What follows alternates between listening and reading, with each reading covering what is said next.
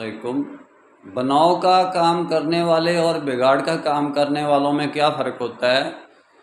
بگاڑ کا کام کرنے والے اس طرح کے ہیں جس طرح کے ہم لوگ ضرورت کی چیزوں کو استعمال کر کے بعد میں کباڑ خانے میں پھینک دیتے ہیں، اسی طرح بگاڑ کا کام کرنے والے دین کو استعمال کر کے، اللہ اور اس کے رسول کی آیات کو استعمال کر کے بعد میں جو ضائع ہو جاتے ہیں لوگ ان کو کباڑ خانے میں پھینک دیتے ہیں، فرقہ پرستی کی نظر کر دیتے ہیں۔ اب بناؤ کا کام کرنے والا جو ہے وہ یہ نہیں دیکھتا کہ یہ لوہا کہاں سے آیا ہے، یہ کہاں سے نہیں آیا ہے۔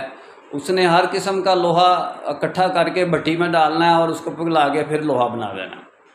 اس نے یہ نہیں دیکھنا کہ یہ پلاسٹک کدھر سے آیا ہے، کہاں سے آیا ہے، یہ کہاں سے نہیں آیا۔ اس نے سارا پلاسٹک اکٹھا کرنا ہے، اس کو ڈالنا ہے اور اس کو پلاسٹک بنا کے نئے سرے سے اس کو فریش کر کے نیا پلاسٹک بنا دینا ہے۔ ایسے ہی اس کے پاس گتا ہے تو اس نے دیکھنا ہے کہ یہ تو کباڑ بنا دیا، اسلامک ورلڈ کو تو کباڑ خانہ بنا دیا ہمارے علماء اور ہمارے درویشوں نے، جن کو ہم نے اپنا رب قرار دے کر اللہ کی بجائے ان کی بات کو اہمیت دینی شروع کر دی۔ یعنی کہ یہ تو قرآن میں ہے نا کہ انہوں نے اپنے علماء اور اپنے درویشوں کو اپنا رب قرار دے لیا۔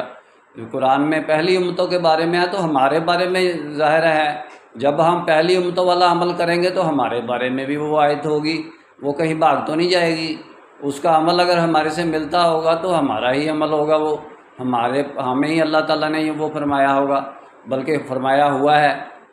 میرا کام اسلامک ورلڈ کی امن اور یونائٹی کا ہے، انشاءاللہ ڈیٹیل میں بات پھر ہوگی۔ بناؤ کا کام یہ ہے، میرا مقصد امت کی وحدت، خدمت اور خیر کا کام شرعی نسبت کی بنیاد پر، جس کو ہم مسلمین کہتے ہیں، مدد مسلمین کے نظام کے ذریعے ہے۔ بھائی بناؤ کا کام ہے، یہ سارے کا سارا بناؤ کا کام ہے، یعنی کہ شرعی نسبت کی بنیاد پر مدد مسلمین کے نظام کے ذریعے کیا ہے مقصد؟ امت کی وحدت، خدمت اور خیر کا کام۔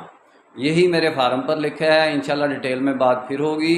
نسبت، وحدت، خدمت، خیر کے ساتھ۔ اللہ حافظ۔